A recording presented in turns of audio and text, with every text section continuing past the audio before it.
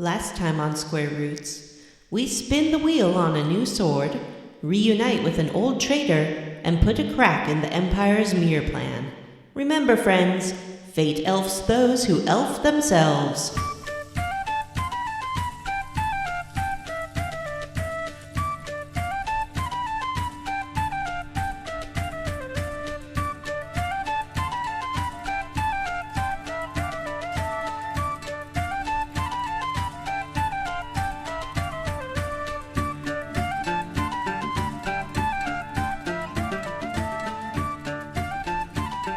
Hey everyone, and welcome to Square Roots, the classic RPG podcast. My name is Jim Banks. I am joined by Matthew Van Zant. Heyo.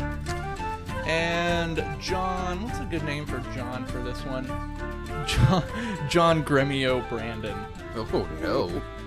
Oh no. And this is a podcast where we play and talk about your favorite classic RPG games. Yay! So your favorite classic role-playing games? Oh yeah, your favorite classic RPG games. We're talking about Suikoden. Suikoden. Yep. Suikoden. Part 4 of our Suikoden series this episode. It's true. Yeah, how do you guys like the game so far? I'm loving it. I think it's in my top 5 games we've played for sure. Ba-da-ba-ba-ba. It's trash. Wow. I've come around on it. Top 10. I've come around on it quite a bit, and I probably would also put it in the top 10 just by dint of it not being amongst the true trash that we've played, but it's not my favorite thing. I think the game, even the parts where I have to grind don't feel bad or frustrating. I don't know. The grinding's not hard. The free will stuff makes that a lot easier. And if you have a low level, because I mean you have so many low level people in your thing that you bring in, they'll level up in 2 fights to close to you anyway. That's they level up you fast. said that last time, and I was like, that's not true. And the funny thing is that I think I said this early on in the series too, just about experience in general. I can't figure out what's worth what experience wise. I've been curious about this too. Do you level up every time your character gets 1,000 experience points? They just get less experience points. Yes. Yeah. But Okay. I've definitely had a level 10 character that I brought along and saw him gain 5 levels after one battle, and then 2 levels, and then 15 levels. And you're like, wait, what? What's happening? But thanks to Johnny's ripping off the gambler money trick, this game has gotten a lot easier for Matthew. It's crazy. I did that today. I went and got 800,000 bits from this dude, and then went in and bought all new armor and accessories, and then sharpened all of my weapons up. And it's crazy how much of a difference that does. It was another 60% damage increase once. I added 4 levels to everybody's weapons. Did it cost your entire 800,000? Because it Yes, it did. It cost all of it. It was at least between 80 and 90,000 per person, probably. I mean, I think that they must have literally put this in the game intentionally for you to abuse, because I don't see how this game is possible otherwise. Yeah. I've been going through different squads. I've had my good boys squad, which is with the dogs and thieves and stuff, and then I had my beefy boy squad, and I want to do a lady squad after that. Nice. I really enjoy just making different squads and leveling them up. The lady who gives you the we'll talk. I just want to say this for a sec, then we'll get out to level up. The lady who gives you the mirror, Hellion? She's amazing. Is she? She Really? just destroys. She's the most powerful mage, and already has 3 different types of kill everyone magic. She's really good. I'm gonna go put her in my party right now. She's also the most powerful mage, I think. I don't have. I haven't She's used any this- mages. Oh, she's this kind of grandma, Yeah, but she's a deadly grandma. I mean, it's pure laziness, but I'm still sticking with having Kai in my party because Kai and Tyr's Unite attack can usually wipe the whole field of enemies. You know what else can? What? Jupo and Meg's attack also wipes the whole field Interesting. of enemies. It's pretty fun. Who's too. Meg? Jupo's niece. Who's Jupo? Jupo's the inventor with the beret and the pom-pom hat. Oh, I know that guy. I didn't know that he was good for anything. I mean, he's not. They just have a really good unite attack. I've Googled He's like that best scientist party. boy who's hanging out in the basement, right? Mm-hmm. Oh, I've Googled best party like a couple of times, and the general consensus seems to be, don't fucking worry about it, bro. They're all good. This game's not hard. Also, when I said that, my phone auto-searched bike best party. Thanks, phone. Hey. Yep. Is anybody else ready to talk about how we leveled up? Sure. Mm-hmm. Matthew, why don't you go first? You have a thing. Honk. Honk. Honk. What's that from? Honk. Honk. It sounds like some kind of goose game. I downloaded for next month's Instant Classic. For the October Instant Classic, I downloaded Untitled Goose Game, and it's a goose delight. Let me just say, I support playing Untitled Goose Game for Instant Classic. During October, I don't know. Should You're we already be playing releasing a spooker? 35 Scare Roots episodes a month, so I don't see what the difference is.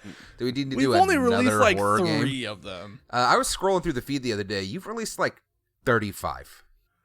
At There least are 35, I guess. 3 Scare Roots. 2 episodes. hundo. And you've got like 4 more planned. Well, let's play what's hot, you know? Not what's not. And we're playing Untitled Goose Game, and I'm playing it. Mostly I've been playing it with my kids because they like watching me be a terrible, awful, mean goose. All right, listeners, here's the deal. If somehow this has passed you by, there's a new game out on the Nintendo Switch and Steam. It's called Untitled Goose Game. In Untitled Goose Game, you play a goose. Just a goose. You have several abilities. You can honk. You can flap your wings. You can run. You can pick things up with your beak. That's it! There's no real fail states, and the whole purpose of the game is to be unleashed upon an area and to wreak havoc until you can wreak enough havoc that somebody opens a gate or something gets broken open and you can move on to the next area. And I'm 3 or 4 levels in, I think, and Whoa, you're further than me. I love it. It's just a delight. You get, it's just, it's the rare comedy game that really works. It's just fun and funny.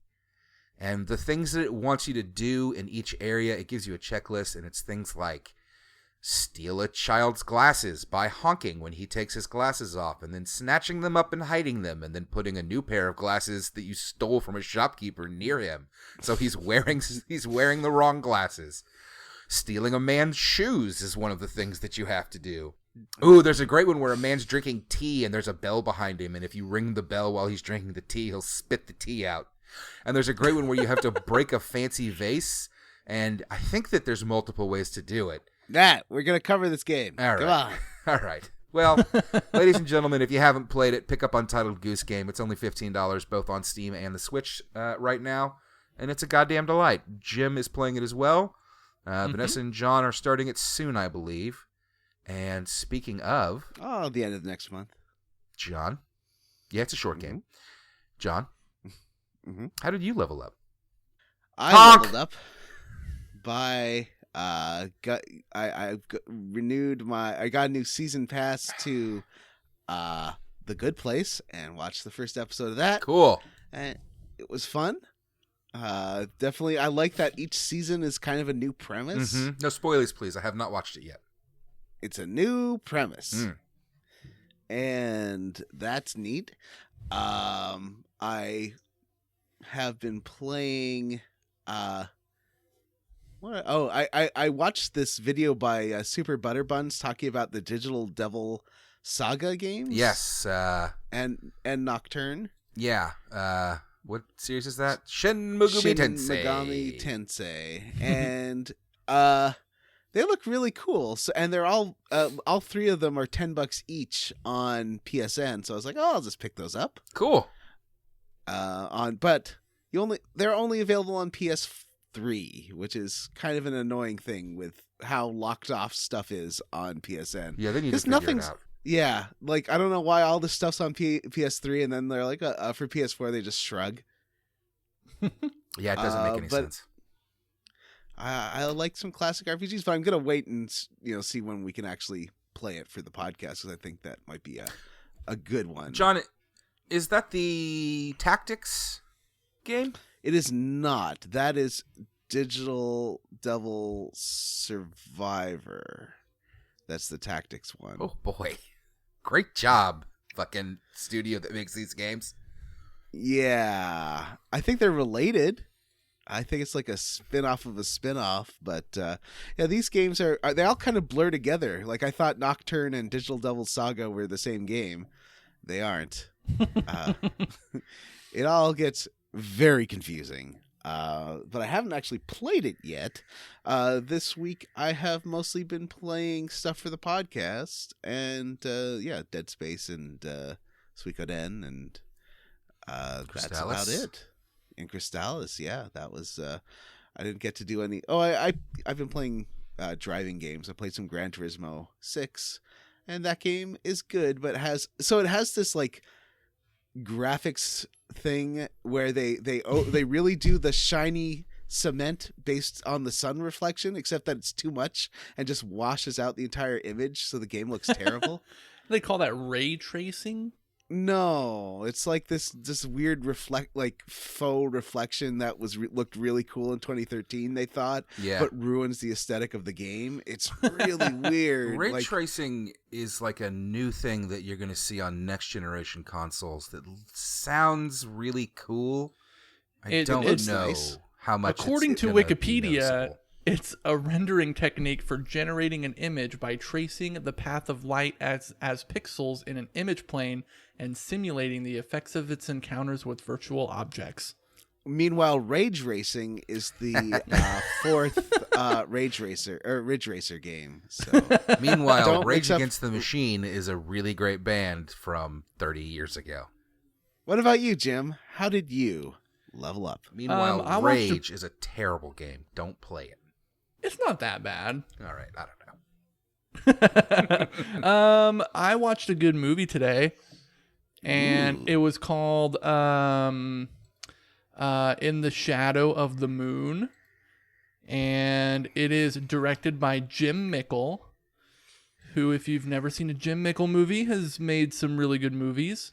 Like what? He made the movie, the remake of that Mexican horror movie called We Are What We Are. And he made the movie Cold in July. And he made that Stakeland vampire movie from a long time ago. Remember that one? No. You've never seen any of those movies? I don't think so. I've never even he's heard He's of a any really of good movies. director. You should see some of those movies. But this one stars Boyd Holbrook and Bokeem Woodbine.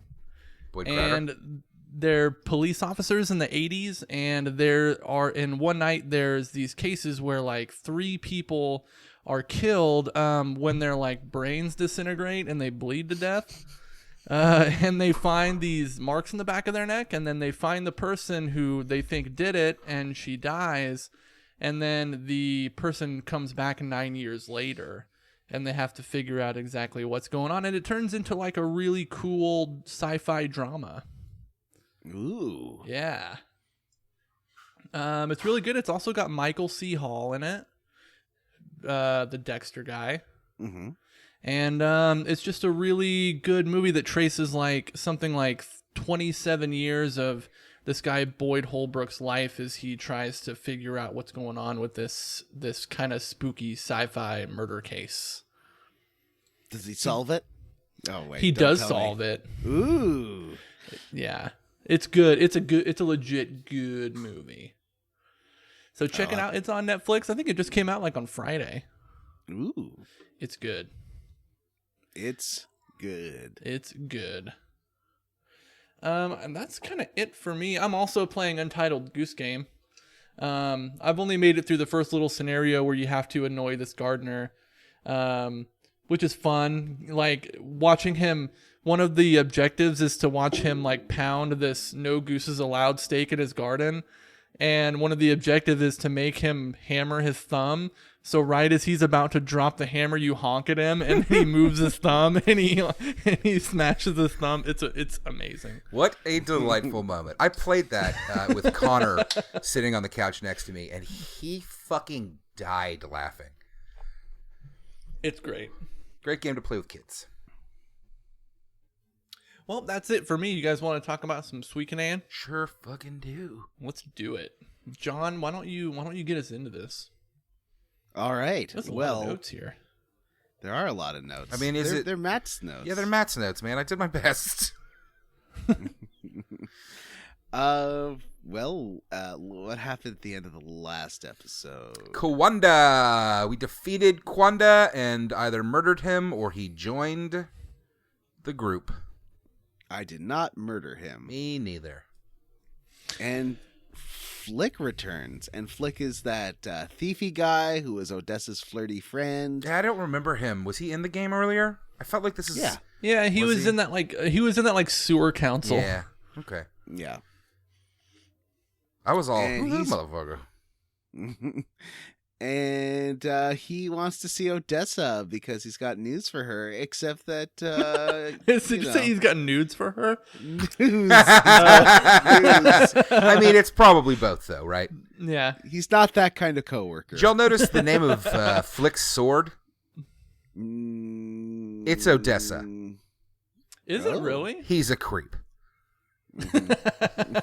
Yeah, he's got some tasteful etchings he wants to show Odessa. Here's an etching of my penis.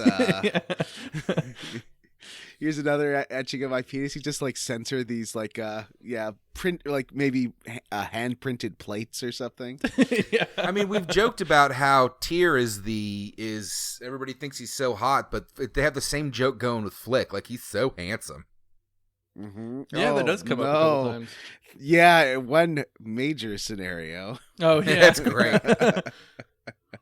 So Matthew decides to tell Flick the truth, and Flick is like, hey, vampire, you suck. You're not the leader. Odessa's the real leader. I don't like you. I don't like any of you. Yeah, it's a pretty big moment because Matthew decides not just to tell Flick, he tells everyone the truth. Yeah. That Odessa finally became a woman, so we dumped her body in the sewer. So he runs off to Kaku Village. You got to chase after him. And he's like, well, you want to join my liberation army? Yeah. And you're like, fine. Yes. I'll join your liberation army. Okay, Flick. I mean, I'm not giving up the big room in the castle, but sure, I'll join you. You get to have the room next to Sanchez. So there. And yeah. But so you now have a strategy session with Flick, and he's like, so Milich is the second of these big anime generals. Mm-hmm. And I think 5. each general, yeah. Mm-hmm. And each one's like a villain, like a Sailor Moon villain of the week. Yeah. You have to defeat them. They yeah. have like a theme and all that. And Milich's theme is homosexuality. I thought Milich was a female for a minute. Milich does like fancy things and roses. And poison. And poison. And also that we should attack the Fortress of Garan, which is going to go great. And I really like these big battles. They're so silly. They're so goofy. Yeah, Flick's the one that suggests this. He's all like, yeah, well, we're going to go, this is my liberation army, and we're going to go attack this castle. And I think Mathieu is like, okay.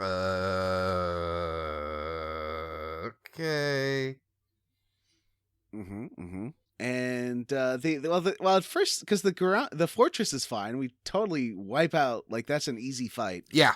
And we destroy the fortress. And I love whenever in these big battles, whenever you kill big groups of people, they just fly up into the air like angels. Yeah, that is neat.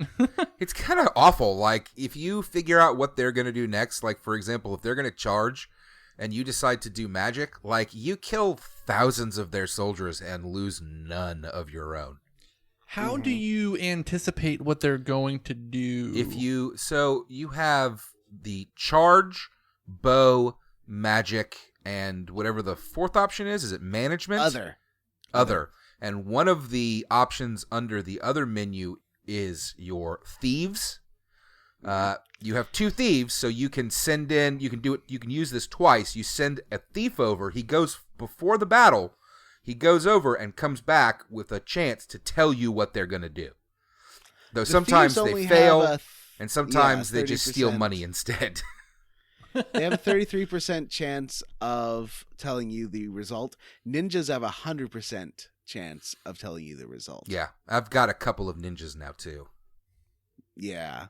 I paid Kage. I think I have 3 ninjas. I have Kage, the other girl, and so they make the battles, like, super easy, I think. Yeah, for sure. Like, if you know what they're going to do, it's easy. Because when you anticipate their attack correctly, you don't just, like, hurt them a little. You slaughter them. Yeah, it doesn't charge cancel out their arrows and your magic cancel out their charge. Yes, it's a rock, paper, scissors thing. Cancels out magic. Yeah, which makes sense. If you do the same thing, it kind of damages both sides. So there's 2 battles here. The Fortress of Goron is pretty easy. You just kind of tear them up, and then the second one, I feel like, if my memory serves me correctly here, Matthew's like, Flick wants to press ahead and attack Milich's castle. Yeah. And Matthew's like, I don't think we should, but Flick kind of makes it happen. He bullies you into it. They won't let you choose otherwise, basically. It sucks. Yeah. Yeah, you have to go with Flick's second strike, and he reached for the sun and got burned. This one, it's another battle. It seems the same as the first one, but they're going to do Milich's attack if you use your thief to tell you what he's going to do, and that's just a poison attack that kills your entire army. Yeah, this is at Scarlatia, which is the beautiful castle of Milich and has a giant rose up front. It's so gross. Can you imagine? It's really weird looking. Can you imagine what that must smell like? Assuming it's a real plant. Something like a giant rose that big? Ugh. Don't they... I think the dialogue when you get up to the house, I think Flick says something like, this pollen is weird.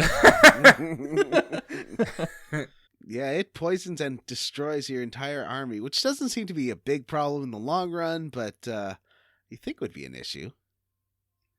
And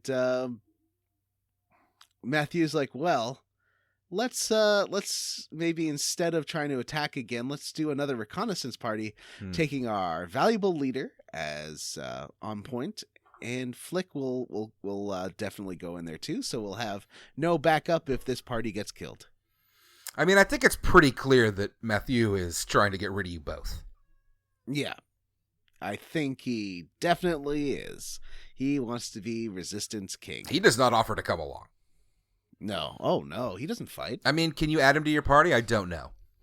No, you cannot. So Victor also comes along, and Gremio wants to come, and it gives you the option to be like, no, you can't come. But then it doesn't let you use that option. It just circles you back around in the dialogue.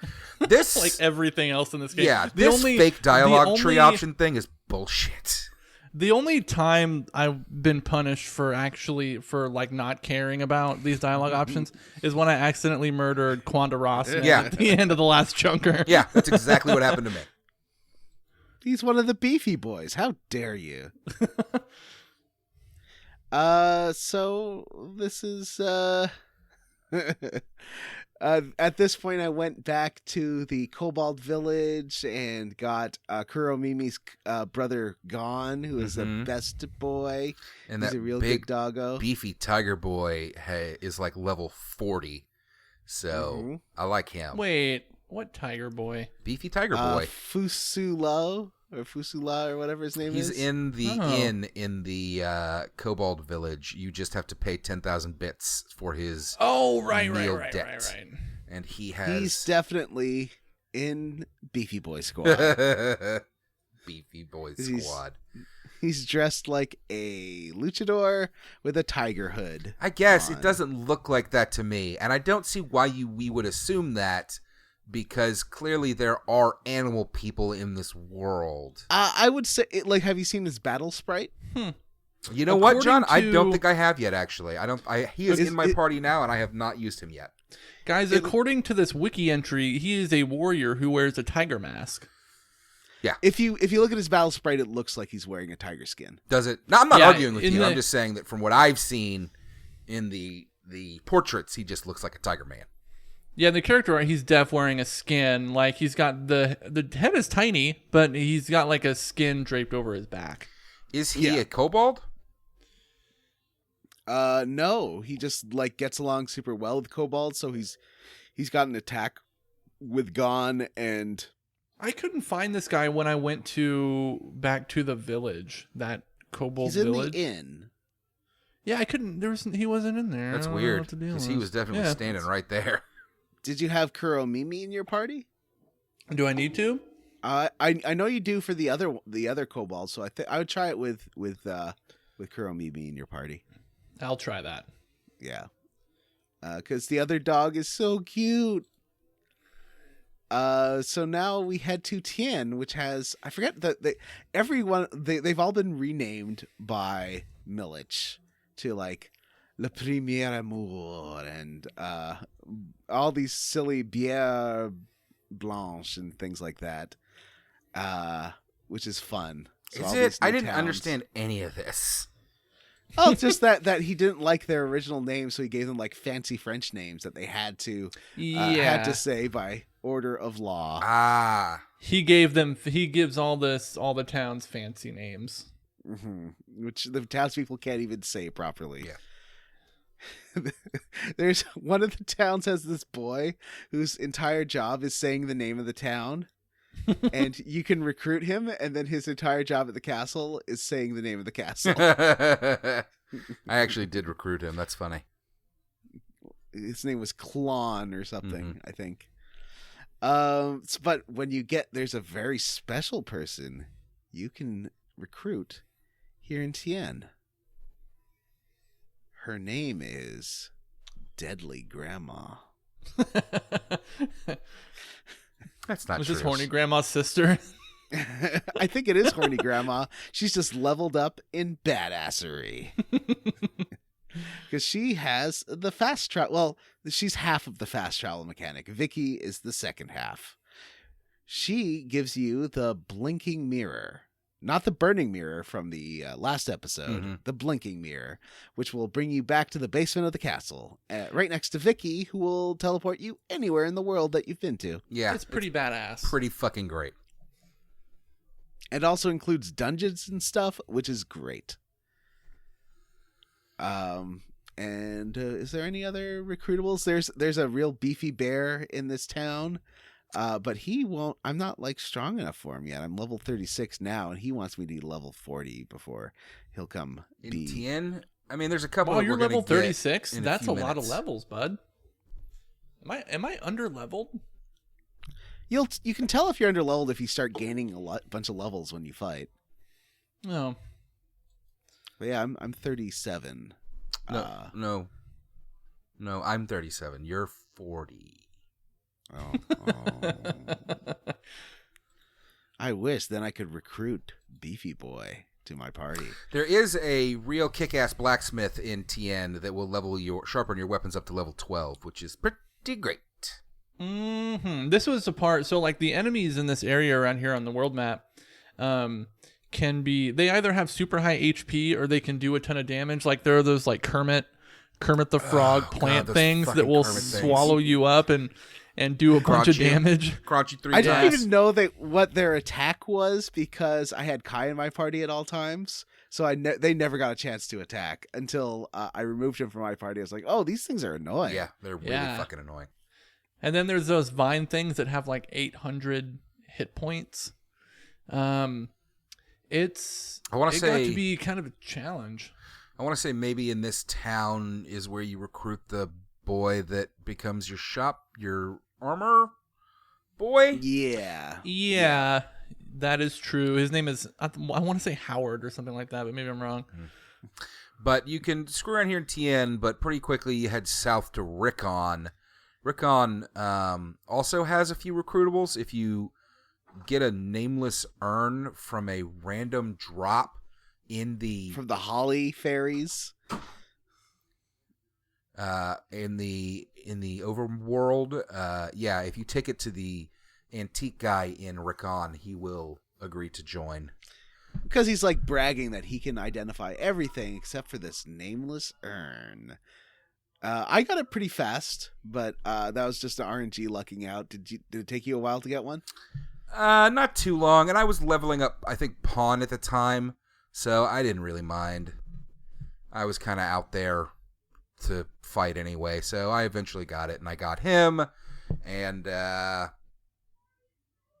what else is in Rickon? I mean, the big deal in Rickon is the boat. You have to go get on the boat. No, there's also your main mission, which is that there's a girl in Rickon who can't find her cat.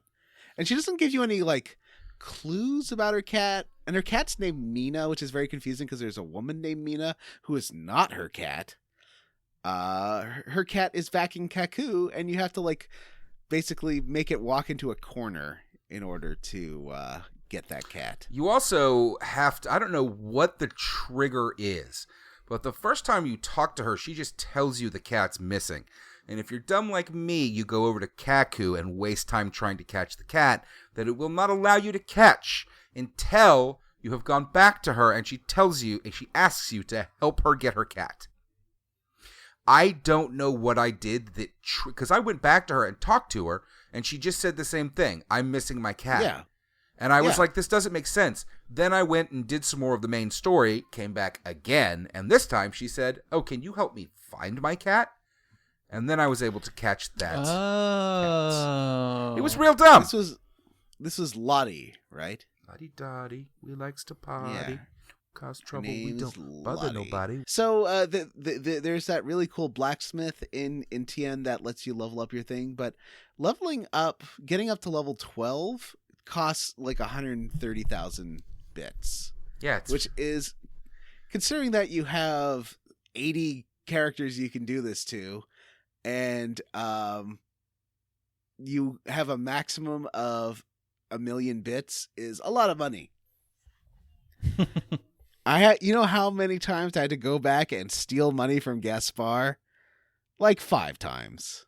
Anyway, so out in Recon, it's another riverside town, so your boat is there. People are telling you about this pharmacist named Lucan who might be able to make an antidote for the poison attack. But he has gone into hiding into a hermitage. And we want to like take a boat down there to see it, but there's like rapids and we can't get through these rapids. Why do they call it rapids? It's clearly a whirlpool. It's a giant whirlpool. Why would they call that rapids? That's not what rapids is. Well, you can't go through this whirlpool, so you head back, and then it triggers a cutscene of like, well, how can we get through this? Bumpadoo. And I don't remember how you find out that you need to go back to TN, but you need to go back to TN and recruit Jen, the like badass sailor. He's kind of like a legendary sailor, like a legendary mariner. I thought he was a shipbuilder. Is that the same thing? No. I don't know. Yeah, he's more of an engineer. Yeah, I think, but they do call him a legendary sailor, I think. I don't know. This is the second game in a row with a legendary sailor. Well, let's not forget that. So you go meet this guy and talk him into joining you, but he decides that he's going to need to rope in his next door neighbor, who is a cranky inventor named Kamendal, who wants nothing to do with you. Kamendal, I imagine that he talks just like Dr. Smith from Lost in Space. The original show, not the reboot. So he's very fancy. He's like, oh, I rather would not do that. If you talk to him in the castle, he's like, I need to go home and clean my house. But you meet Jen, and he ropes in Kamendal to help build a boat that can traverse the rapids.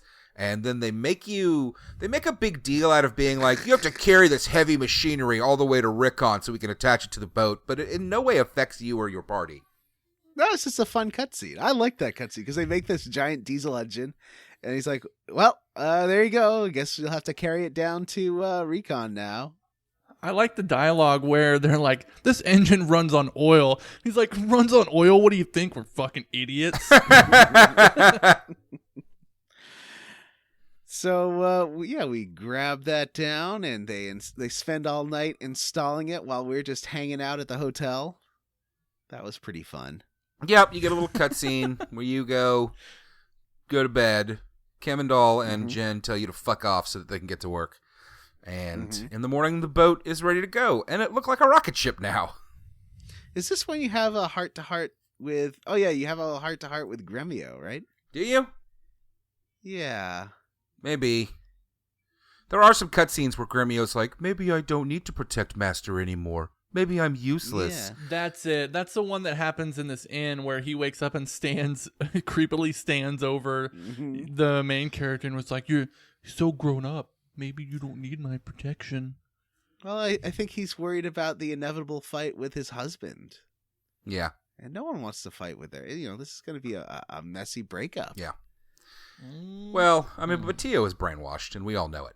So, now you have a rocket ship boat. And it's a lot faster, which is cool. And it'll just go right over the whirlpool, which is nice. And that'll let you head down south and go to Lucan's Hermitage.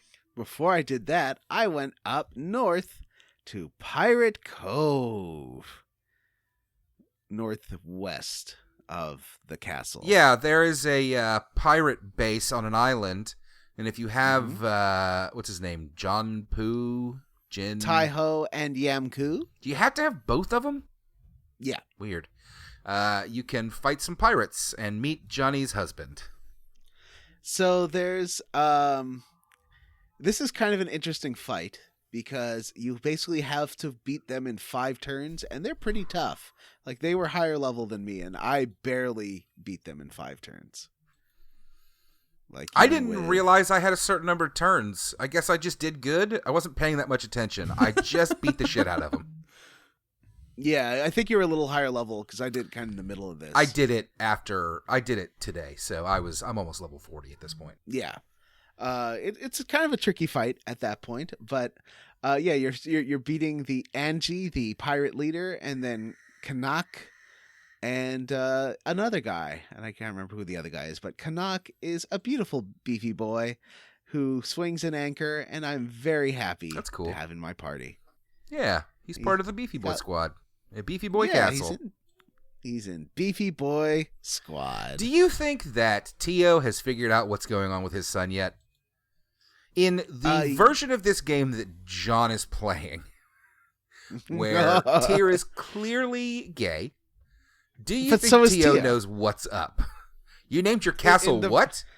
You call your squad what? But in my version, Tio and Gremio are husbands, remember? That's true. So, that's a good point. Yeah, he's fine with it. I mean, it's not a question of whether or not he's fine with it. I just like the idea of being, you named the castle what? The dad is into elfin twinks, and the son is into beefy boys. So we head Lucan's Hermitage. Head to the Hermitage, and we can go talk to this guy, and he's like a older beefy bear with a beard, and he's like kind of crotchety. He doesn't really want to go help out. He doesn't want to be involved with war. and he's annoyed that we're coming to help him, but he's like, well, I'm not going to do this. But then in swoops Milich on the back of his dragon. The back of his elephant dragon. And of course, Milich doesn't decide to use his dragon powers to kill us all. He just comes and, like an anime villain, gloats about how he's going to kidnap this man. I don't know why we didn't just kill him at this point. I don't know why there. we didn't just kill him right now. You just And then we don't have to worry about this cranky old beefy boy.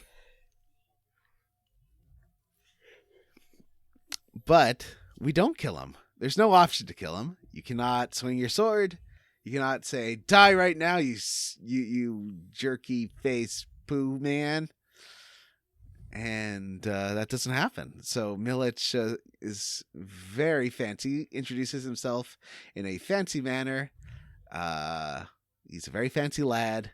He abducts the old bear and then flies off on his magical dragon.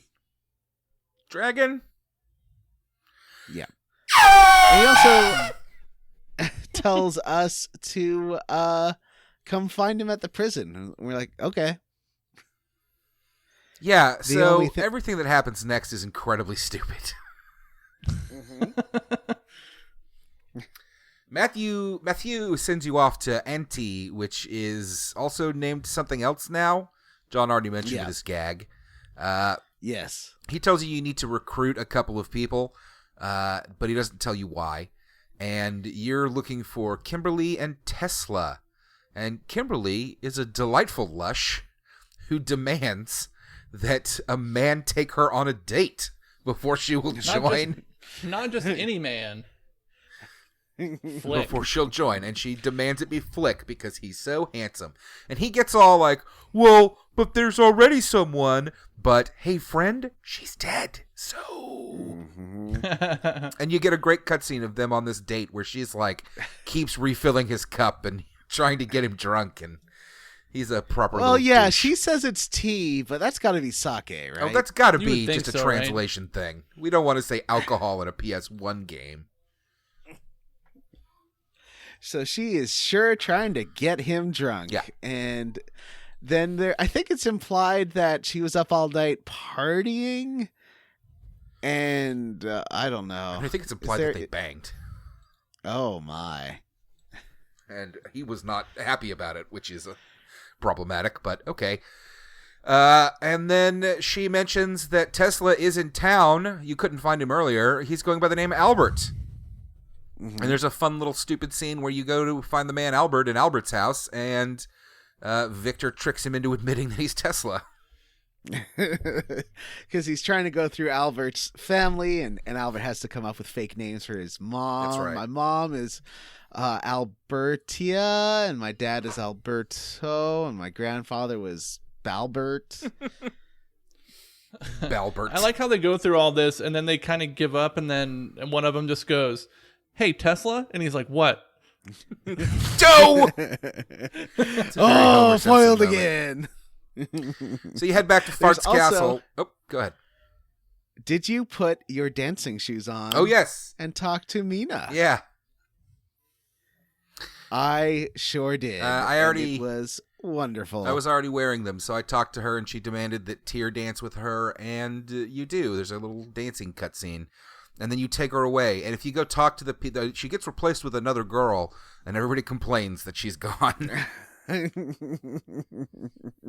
There is she does this fan dance with Tyr for about 20 minutes, and he's supposed to be dancing, but he's just moving left, right, up, and down.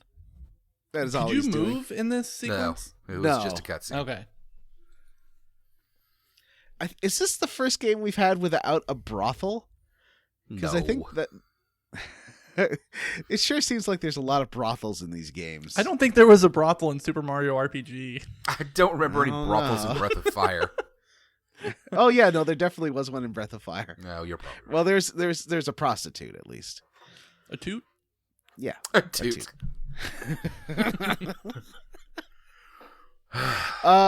And also in this inn, is a match game, but we'll talk about that at the end. Okay. It was quite something. So, back at the castle, Matthew has used Kimberly and Tesla to forge some documents that are going to get you into the prison. Mhm. Like, guy, he is trying to kill you. Yeah. They know you're coming. Forged documents aren't going to make a difference. Yeah. Mhm. He's I think you're right. This really does seem like his cleverest plan is to get you deep into a prison and then get you locked in. But you take these documents and they seem to let you through past the soldiers at the door. They don't question it. There's nobody inside until you get down to the bottom floor in the cells. Yeah, which makes me think that maybe maybe Milich has a really progressive kind of crime and punishment policy, because he's not filling up the jails. So perhaps he's more into reform and like getting people into like community release and really working on changing behavior rather than focusing on punishment. Which, Yes, he has a special tool for that. He calls it his guillotine. Oh, Because he's French. Get it? All right. Oh, and also, so Milich, we said before, is a fancy lad. We might not have mentioned, someone brought this up in my stream when I was streaming this game. Milich looks just like a certain character called Little Debbie. What? What? Little Debbie. You know, with the snack cakes. Yeah, I know. I don't see the... So we head down through here. Did you get the opal to recruit Esmeralda? Mhm. I didn't have This to work is for also. I had to the second time because I lost the next fight because I forgot to save before the big battle. Oh no. So you head down to the basement, fight through some guards, pick up Liu Kang, and go all the way back up. There's a door, unfortunately, that needs to be opened from the outside, and waiting by this door is Milich. And Milich has a villain moment of telling you that he has trapped you all, and then smashes a vial on the ground and runs off, locking you inside. I mean, he spends a What was in the lot bottle? of time explaining exactly what's going on. These are These are the spores man-eating... of agony. The spores of agony. Yeah, Mhm. the spores... And they eat humans. Flesh-eating spores, which he is standing with you in a closed room, smashes at his own feet, Mm-hmm. and somehow gets away. Okay, game. Mm-hmm. My favorite line from this thing is when he's doing like the Bond villain explaining, and he goes, my, how barbarous. Classic. And he hasn't like Classic. cast a magic spell on you or anything. He doesn't have anyone hostage. Why don't we just kill him? Yeah. I don't know, this Cut is that time dude's two. head off. So he smashes this yellow vial full of man-eating spores and then locks you inside. And you can close the door, but someone has to stay and close the door behind you. And Gremio chooses to do it without telling you. I didn't get this. Why did Gremio have to stay? Because the only way to close that door was to close it with the lever. Okay. You have to close it behind I you. mean, to me, it definitely felt like Gremio just being like, fuck it. Like, I don't want to keep doing this. Gremio just, like, legit suicided for no reason. This did not feel like a noble sacrifice to me. It felt like a suicide. And the screen scrolls up so you don't see Gremio anymore and the horrors that he's subjecting himself to. But he sort of gives you like some description. Like, oh, they're at my feet now. I just want to say that you're terrible. you're a big strong boy and we love you very much. And they got my eyes. So those are gone. Anyway, just to wrap up, you're red. I love you very much. Tell your dad I love him. My tongue's gone. I feel like that's a gag from a movie or something. Like the I'm very badly burned from Austin Powers. Yeah, I kind of like that. I mean, it was, to me, I was reading it as the Black Knight. It's just a flesh wound. Yeah, I kind of like that. Yeah, that works too. Well, anyway, So, yeah, Gremio Gremio dies. gets his death here. He says he makes his first and only request of the hero character, and it's to follow your heart. And then the spores eat his brains and his intestines and his eyeballs, and he dies a horrible death. The only thing left is his cape and his axe. When you, because you basically wait on the other side of the door while you listen to your father figure die. Mm-hmm.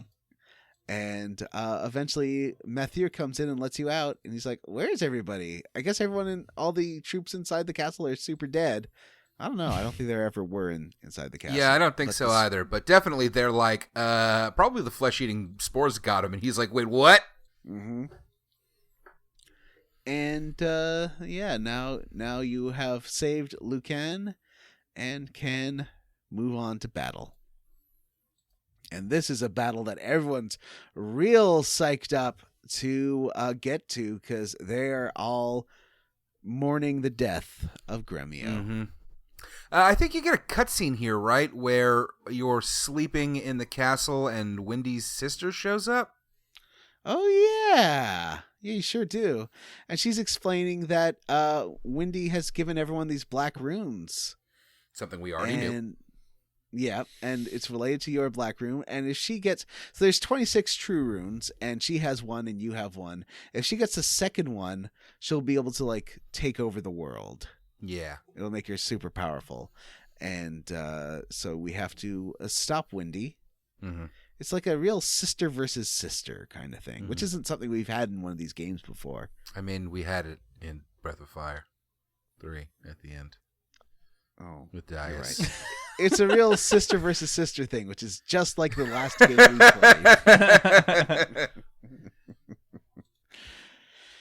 played. So there's only one thing left to do, and that is battle Milich. Yep. So Lycan, whatever his name is, Lycanthrope mixes you up an antidote, and I guess you douse yourself or drink it.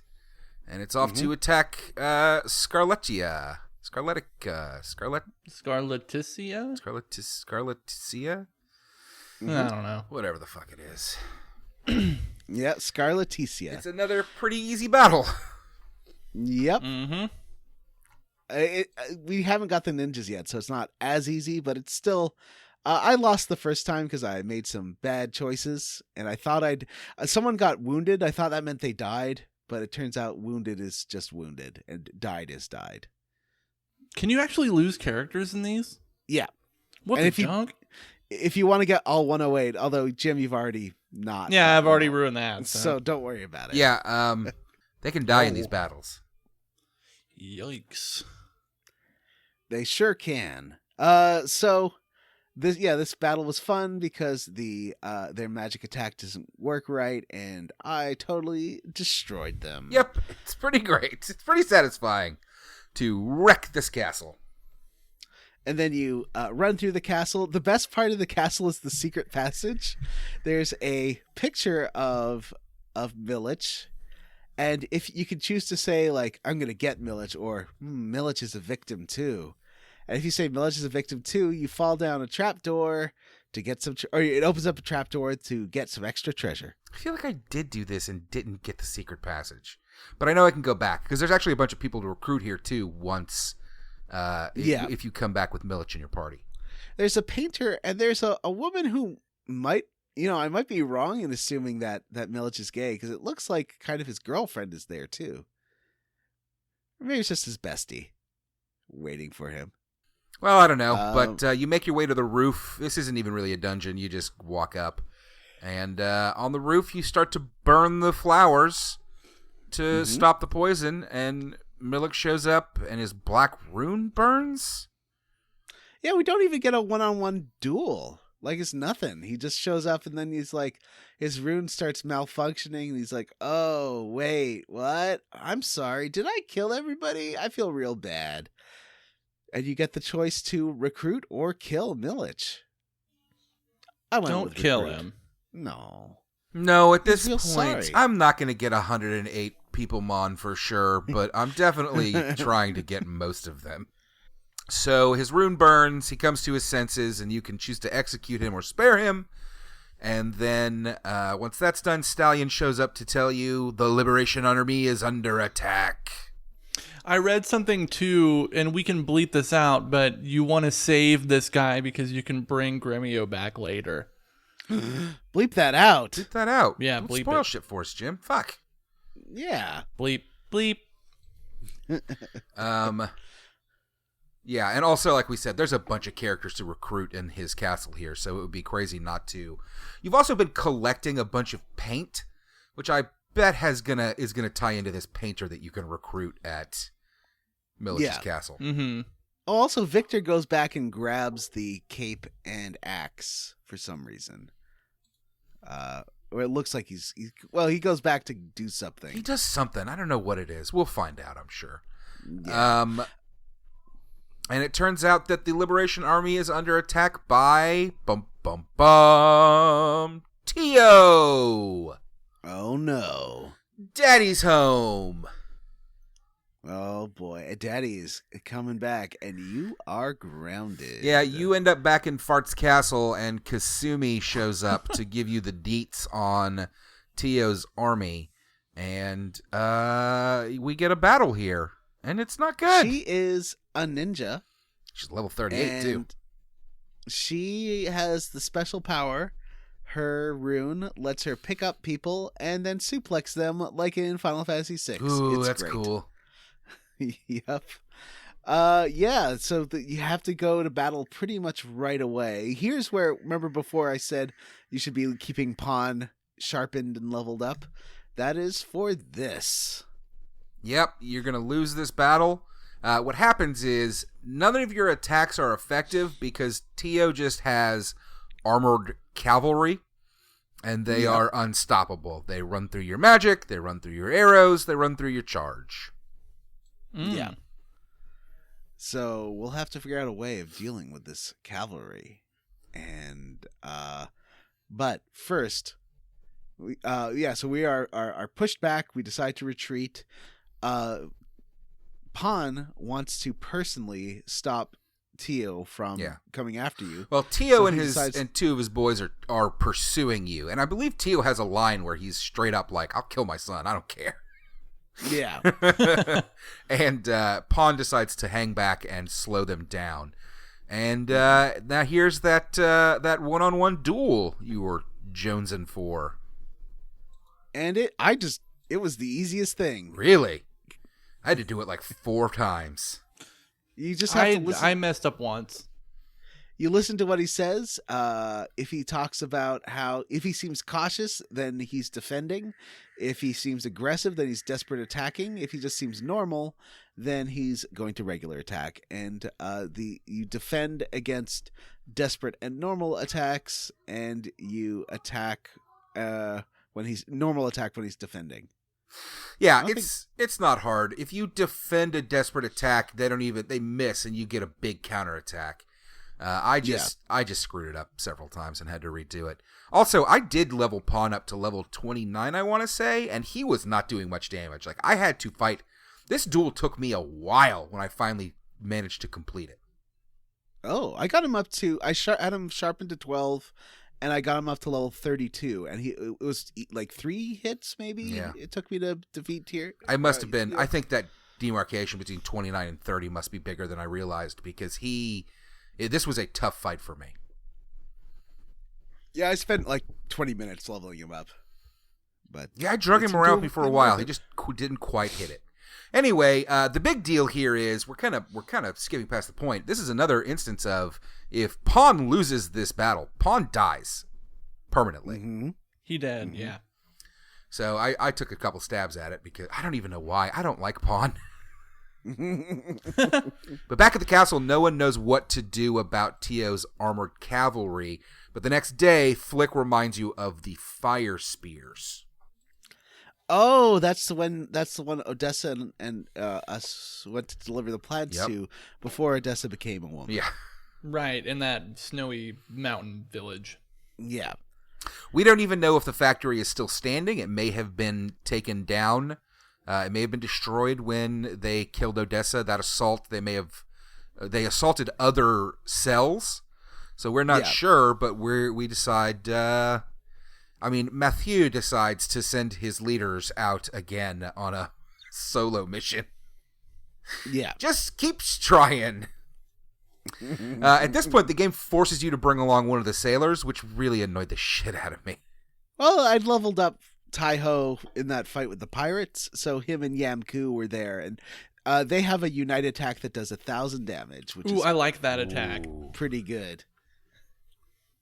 But it does make them unbalanced, which means that they can only defend or use an item the next turn. Interesting. So it's a little tricky. So you hop in your jet boat and you head off to a town called Kirov to the north. Mm-hmm. There's some more stuff to do here if you want to talk about it. There's a washerwoman you can recruit with a whole stupid goddamn... Oh, I love that one. So she's sure, I'll join your army. I bet there's lots of clothes to wash, she says. Mm-hmm. But you just need to bring me some soap. And then you go start asking around and somebody goes, soap? Oh, I've got some soap, but I want some soy sauce. Soy sauce. And then it's, I want some soy sauce. I have some soy sauce, but I want some salt. And then, I have some salt, but I want a measuring stick. Yep. And then I have a measuring stick, but I need some sugar, which at least you can buy the damn sugar from a store. Yeah, I had bought the sugar. I saw the sugar in the shop when I walked into town and was like, bet I'm going to need that. So then you go back, giving everyone their items until you get the soap, and you give her the soap, and she's like, oh, actually, I found some. Don't worry about it. Here's a question. That's pretty great. When are we going to get somebody in the castle that can sharpen weapons up to level 12? Right now. Oh, is there somebody in town that I missed? In the secret factory. Oh, okay. You know what's funny about that? If you go to a shop, an armory or a item shop, everything you see will immediately be available for sale at the castle. But if you go to a blacksmith that can do higher levels, the people in the castle still can't do it. And it really annoyed the shit out of me. I went back to TN so many times. You have to get the one guy from the secret factory. And you also get an armorer here who opens up an armor shop. Was his name Chandler? No, that was the other guy. Was it here? I thought we already had him. Yeah, Chauncey or something. Yeah, he was in TN maybe. Yeah, you're right. He was. So we in Kirov we get her. There's someone who when you get a sound crystal joins, and I think that person can play different songs. Yeah, I've been getting that. I've gotten a few like sound things, and hey game, I don't care. Put it in the option menu like a goddamn adult. Don't make me collect Peoplemon to fucking change the song. I love Peoplemon collecting. You shut your mouth. Well, so you leave Kirov, you head north to the town of Kaleka, which is totally ruined. It's a ghost town. There's only one person left there. Yeah, that was destroyed by Tio. That's what he went up north to do. And there's... I like the monsters here. There's just like creepy ghosts and some other things that are fun to... and more eagle people. And you head north there. Yeah, so this town is like in between impassable forest. So it forces you through this town where nothing really happens. There's another man to recruit who he's tending some plants in front of him. And if you step on the plants, he will not join your party. Now, he's more of like the traditional kind of bear, like older daddy bear type that one of my viewers was very into, but he's not really my style. I don't mind older. It's just he was a bit too like outdoorsy macho bear. Not a fan of overalls and sun hats. Yeah, I don't think he's beefy boy squad material. Well, you fight some ghosts and stuff. You collect this guy. A funny little note here: if you step on the plants, they go snap, crackle, pop. Aw, but then you don't get to recruit Beefy Bear. Yeah, well, it's what reloading saves are for. And then you make it through the north side of this town, and what's to the north? It's the secret factory. Whoa. But we're not going to cover that today. That's it. Is the secret factory still operating? Can we get the fire spears and defeat Tio's army? Find out we get next like week. 3 ninjas at once? Yeah. Yeah. Find out So next many week ninjas. on Square Roots. Oh boy. What are we playing to next time? Yeah, are we finishing this game? No, next time, 1 second. We got 2 more episodes and then we're done. The only thing I know about next week's episode, because I keep seeing pictures of it, is that Tio duels Tyr. Ooh. That's going to be quite something. So when Milia joins, Okay. that will be the end of the next chunker. Cool. Yeah. Wait, so what's the end? In the Dragon Den when Milia joins. In the Dragon Den when Milia joins. Okay. Yeah, that's the next time. But before that, how about we talk about a bullshit minigame? Is there a bullshit minigame? There is a new one, and there's a guy, if you beat him, he joins so you can do it in your castle. It's the match game. Please explain. The match game is very weird. You have to do a certain amount of matches in a amount of time. And it's like, the thing where you flip 2 pictures, and if they match, it wins. Sure. In this one, though, it's like if they match, then it reveals all the pictures around them. And then if there's matching pictures in the ones around them, then they reveal. And it does like a sort of, what would you call that? Like an effect, a chain reaction where you can get a ton of them at once. And this, I don't know, I just won it. I just looked at 2, I matched 2 pictures and then won the game. I don't understand how it works. I'm fine with it. It was kind of cute. Each picture is just a portrait of the 108 stars. One of the 108 stars. Oh, really? It's not. I guess it's a side quest where all the paints I've been giving to Ivanov. He's been painting a big portrait of all the Suikoden stars as well. It's pretty neat. Each paint is a different splotch of it.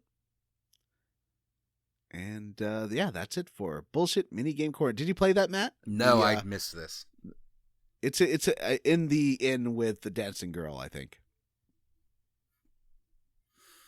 Named Mina. All right. Anyway, what's next, gang? Squarely against. Jim, what are you squarely against? Let me see. I'm squarely against how much money it takes to sharpen your weapons eventually. I spent, I think I had something like maybe 830,000 bits, and I upgraded all of my characters' weapons like 3 or 4 levels apiece, and I ended up with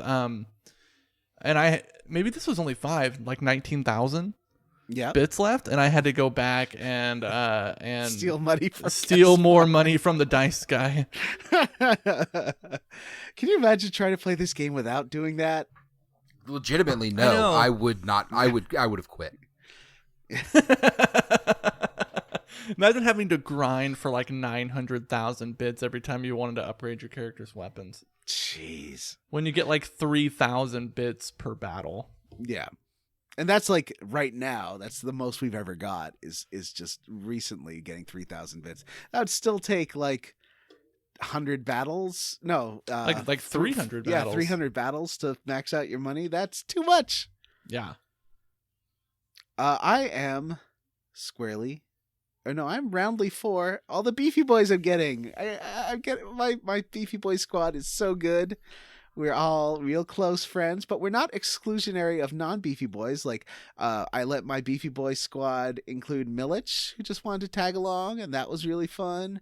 I just think that I love the 108 stars. I kind of wish there was like follow-up games you could do just to like level them up more, because it's really fun, or have reasons to trot out different groups. But roundly 4, all the people, the stars, they're great. Matthew, what are you squarely I'm against. squarely against the criminal actions of our corrupt president, and I am roundly for the impeachment inquiry that Congress has begun. I think it's very important. And ladies and gentlemen, if you're listening to this, I think you should be supporting that with your phone calls, with your dollars, with your time, energy, and attention. Call your Congress. Also, I'm roundly for the term people mon. It makes me laugh. Did So, we do it? We did it. We don't have an email this week, but what we do have is a Patreon. ooh. Jim, tell us about the Patreon. What do our listeners get if they join our Patreon at patreon.com/squarerootspodcast? For just a handful of dollars a month, $3. you can listen to three. That's a handful. You can listen to our Square Roots Versus episodes.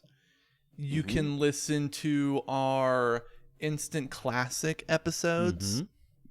And we also have some Level Up episodes in the vault somewhere. You can listen to those guys. And more bonus content as we decide to put it out, which is feels like pretty often recently. Yep. There are some amazing episodes. Like if you go back to the Thanksgiving 2018 episode, Will You Eat This Bird? I think that's one of our best. I think Detroit Become Human is one of our best. And also the one about that bird game, you know, the one with the Had a Full Boyfriend. Hatful Really Boyfriend. good. Detroit Become Human, The Quiet Man. Those are legit classic episodes where we lose The our Quiet minds. Man, and yeah. I think that they are fun, enjoyable episodes that anybody would want to listen to. We just released the last week, when this episode comes out, we released our September Crystallis ep. And That is an episode. I don't think it's a bad episode. It's just a little more serious. It's a little quieter because it's just the two of us. And as we mentioned at the top of the show, next month we will be bringing you a new Instant Classic episode on the Horrible Goose Game. Why didn't they just name it Horrible Goose Game? I think don't I know. like Untitled Goose Game better. For $5 a month, you can vote on stuff like you can vote a couple of times a year on mainline games that we do, and sometimes we'll have votes for other things like naming characters or other nonsense Versus episodes. Yeah. Sometimes we Yeah, just it's put up a just vote when we kind of can't decide amongst ourselves what we want to do next, and hop on board. And another fun feature of the Patreon is that we will say the name of our patrons on the air. Yep, all over 100 of them. What are we Yep. thinking? Yeah. Are we about to do that right now? I'll kick us off here. Galendo is feeling A-OK. Kevin Shipley, Sean Walsh, Randy Pierce, Nathan Poirot, Christian Go, The Mighty Monarch, Julia Zanella, Zachary Davis. The 109th star is under the truck near the SS Anne. I am the best Peoplemon Meister the world has ever seen. Florian Jonas Kramer, Vanessa's fourth mom, Dr. Stephen Stone, Jared Collins, Devin Sloan, David Green, Aaron Bachman, The Misadventures of Futch and Black, Brady A. Berman, Cake Ninja, T. Bumpkins, Andy M., Chris Penyak, Needs All the Naps, Wash in the Wind, John Kissick, Cameron Shoei, Label Sack, Jason, George Brady, Kevin Walter, Megan Sullivan, and the Purple Crayon, Cyril the Wolf. Race Jenkins, Dustin, Jimmy, Paul Bursch, Chris Ryan, Benjamin Avner, Tom, Patrick W. Bears, Stu Skeel, Brian Stone, Mary, Queen of Scoffs, Sue Eco Dan, PJNs, More Games with Evil Playthroughs, Robert T., Joseph, Just Jerry, Eric Garvey, Brie Girth, Resty Kamada, Wonderswan, Sean Gonzalez, That's Not How Eugene Though, Crowded Komodo Bode, Justin Ham, Vanessa's Mom, Fine Say Everyone's Name, Lisa Denoise Matt, Carson Clark, Jonathan Ellsworth, DJ Ethro, Ross Hartley, James Hostetler, Stephen Paget, Golden Deer Professor, Moose the Chikyu Star, and now Matthews. We'd also like to thank Rolled Earth, Jameson, Ashley T, Stephen Kroc, Jake Dickerson, Samu Mitchell, Gregory, Matthew Casterline, Adam Zimmerman, Matt Jorgensen, Bobby Midkiff, Ron Sayplay DDS and Devour Flesh and Becoming, Gods, Heat is Bay, G. Bailey, David Shook, Nofford, Jordan O'Boyle, Kiva Musser, Reddit is Harold Lauder, Brian Pitt, Huxley Iguana, Andy Best, Vanessa's Mom, K. Gigi Loth, Amanda Douglas, Julian Titus was a ghost the whole time, Exocomp, Miguel Torres, Ward Childress, Robert M. Pullum, Jonathan Lee, Tracy Tanoff, Michael Crawford, and please listen to Frog in a Sock on Spotify. All right, everybody, that's it for this episode of Square Roots. If you'd like to reach out to us and have your email read on the show, you can email us at squarerootspodcast@gmail.com. Come see us at our Facebook group, the Square Roots Podcast Group, for smart, cool, very attractive people. Or you can tweet at us. We are at Square Roots Pod. Thanks for Banjo Guy Ollie for letting us use his fantastic cover of Suikoden's Distant Mountains featuring Mohawk Gamer on clarinet. Links to both their YouTubes and stuff are in the show notes.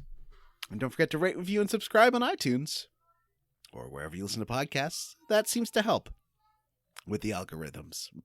Algorithm. All right, everybody. For this episode of Square Roots, I'm Jim Banks. I'm Matthew Van Zant. And he's Johnny. And that's John. Is he frozen? I don't know, but let's just do it, man. Bye. Bye.